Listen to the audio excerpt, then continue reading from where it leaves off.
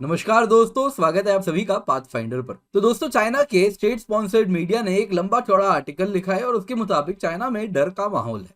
और वो डर का माहौल के पीछे जो कारण है वो है बेबी एलिफेंट। तो आप पूछेंगे सर, बेबी एलिफेंट तो बड़ा क्यूट होता है, उससे डर कैसा? तो दोस्तों, यहाँ पे डर के पीछे बेबी एलिफेंट है क्योंकि ये बेबी एलिफेंट एक हैकिंग ग्रुप का नाम है। और इस हैकिंग ग्रुप ने चाइनीज साइबर स्पेस में काफी चैलेंजेस पैदा किए हैं उनके यहाँ। और उनका कहना है सिर्फ चाइना ही नहीं, अन्य देशों में भी इंक्लूडिंग पाकिस्तान, वहां पर इसकी एक्टिविटी देखने मिल रही है। तो आज की इस क्लास में इसी टॉपिक को हम कवर करने वाले हैं, baby elephant trample Chinese cyber space. तो आइए आज की इस क्लास में बेबी एलिफेंट के बारे में जानते हैं और इंडिया की जो ऑफेंसिव साइबर कैपेबिलिटीज हैं वो कहाँ तक हैं, उस पर भी हम लगे हाथ चर्चा जरूर करेंगे। दोस्तों, मेरा नाम किंजल चौधरी है। आप मुझसे मेरे टेलीग्राम चैनल पर जुड़ सकते हैं, जहां पर लेक्चर के बाद आपको पीडीएफ अपडेट्स मिल जाएंगे। साथ ही साथ आपको कहना चाहूंगा, जब भी अनअकैडमी आए use the code KC10।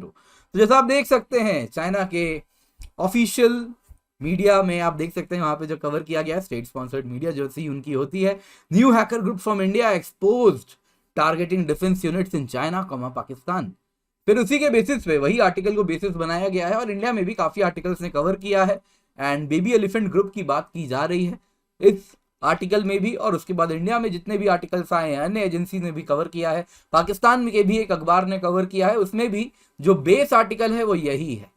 This is the base article जिसके बेसिस पे सबने कवर किया है। तो आइए इस न्यूज के बारे में जानते हैं। तो एक न्यूज आई है चाइना के मीडिया में, एंटी लैब्स की एक रिपोर्ट है।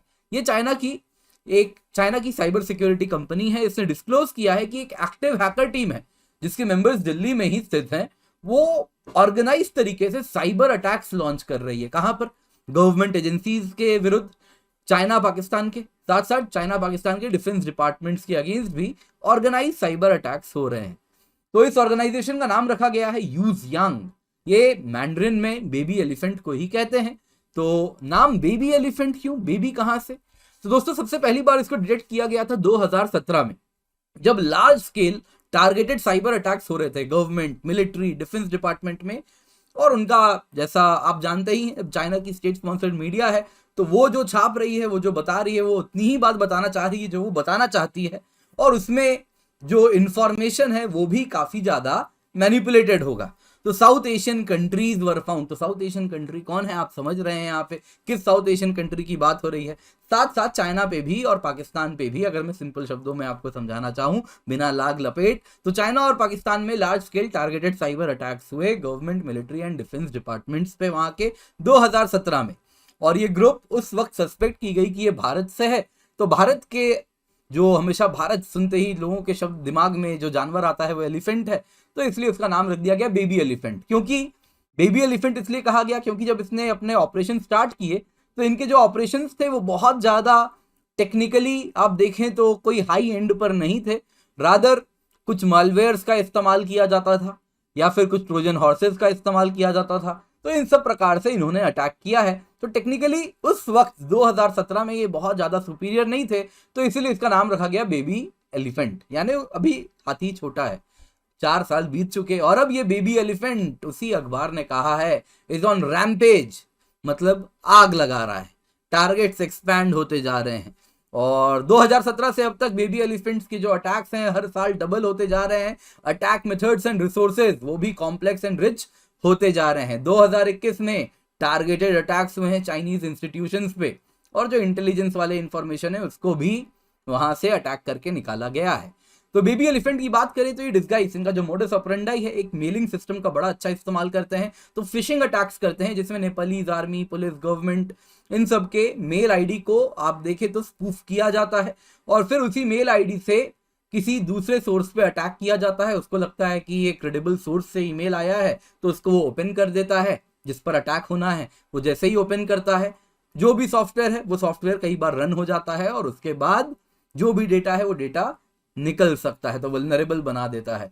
तो इस प्रकार से अटैक्स हो रहे हैं। तो ईमेल्स का बड़ा इस्तेमाल किया जा रहा है, फिशिंग अटैक होते हैं। दूसरा, आप अगर देखें तो आपको मालूम ही होगा, नेपाल के साथ कुछ इलाके हैं जहां पे आप देख सकते हैं लिम्पियाधुरा पास के आसपास, जो कि सो कॉल्ड आप देखें तो ऐसे टेरिटरीज हैं जो कि इस वक्त डिस्प्यूटेड हैं। रदर नेपाल ने रिसेंटली कहा है कि ये डिस्प्यूटेड है। तो यहाँ पर एक एंड्रॉयड ऐप इसी इलाके के अनुसार लाया गया था ये ऐप पोलिंग ऐप था कि किसको कहां पर रहना है, उस ऐप में पोल करो। तो ये एक मैलिशियस ऐप था एज पर दैट आर्टिकल, जो कि सोर्स है इन सभी वीडियो का और साथ साथ भारत में भी जितने अखबार में कवर किया गया है उसका। तो एक मैलवेयर उसके थ्रू जिन जिन लोगों ने वो ऐप डाउनलोड किया उनके फोन में एक्चुअली इन्हीं बेबी एलिफेंट का बनाया गया वो मैलवेयर था। वो मैलवेयर उनके फोन में डाउनलोड हो गया। उसके बाद उस ऐप ने मांगा परमिशन यूजर से, सबने कहा यस आई एक्सेप्ट, और उसके बाद विक्टिम्स मोबाइल फोन वगैरह सब कुछ मॉनिटर होना शुरू हो गया। तो चाइनीज स्टेट स्पॉन्सर्ड मीडिया का उसी आर्टिकल में कहना है, उस मीडिया हाउस का कहना है कि इस ग्रुप का नथिंग टू फियर माइंडसेट है, और साथ साथ आप देखें तो ये धीरे धीरे वक्त के साथ न्यू कैपेबिलिटीज एडवांस भी कर रहे हैं और मास्टर भी करते जा रहे हैं। तो दोस्तों अगर हम इंडिया की साइबर ऑफेंस कैपेबिलिटीज की बात करें तो इस वक्त कहा जाता है कि भारत बहुत मैच्योर साइबर वॉरफेयर आर्मरी अपने पास नहीं रखती है, एंड बिग सिक्स में भारत नहीं इंक्लूडेड है। तो साइबर ऑफेंस कैपेबिलिटीज में जो बिग सिक्स कंट्रीज हैं वो कौन है?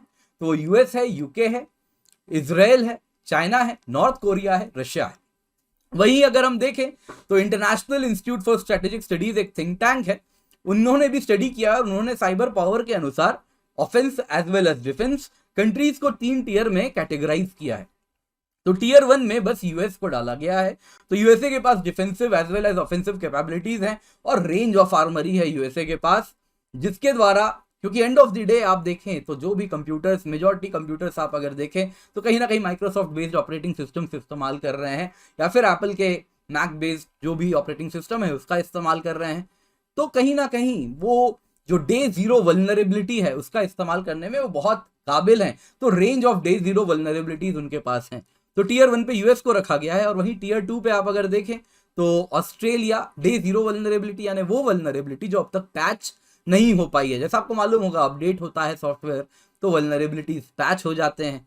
तो वो वल्नरेबिलिटीज जो अब तक पैच नहीं हुई है उनको मालूम है, उसकी एक लाइब्रेरी बना के उन्होंने रखी है, तो उनके पास है। वहीं टियर 2 अगर आप देखें तो Australia, Canada, China, France, Israel, Russia and UK को रखा है, और India is a tier 3 country, तो जिसमें जापान है इंडिया के सिवा, ईरान है, इंडोनेशिया है, वियतनाम है, मलेशिया है एंड नॉर्थ कोरिया है।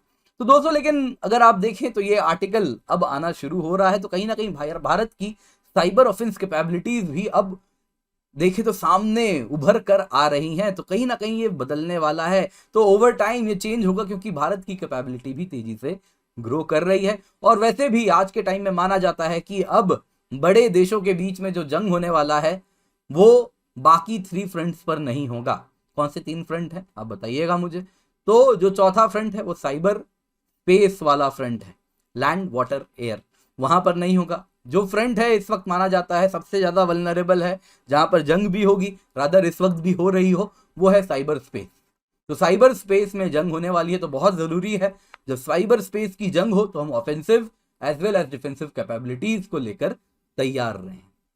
तो दोस्तों यूपीएससी एनुअल प्राइस हाइक होने वाली है 23 दिसंबर को। आप देख सकते हैं प्लस कॉम्बो सब्सक्रिप्शन में, जीएस ऑप्शनल कॉम्बो में 3000 रुपए की 1 साल की सब्सक्रिप्शन में आपको प्राइस हाइक देखने मिलेगी, और अगर आप सिर्फ प्लस जीएस सब्सक्रिप्शन लेते हैं तो उसमें भी 2000 रुपए की प्राइस हाइक मिलेगी, और 3 मंथ एक्सटेंशन है वो भी बस 23 दिसंबर तक ही सीमित है। यूपीएससी मेगा कॉम्बैट होने वाला है 19 दिसंबर सुबह 11 बजे, तो KC10 कोड का इस्तेमाल करें और इसका हिस्सा बने।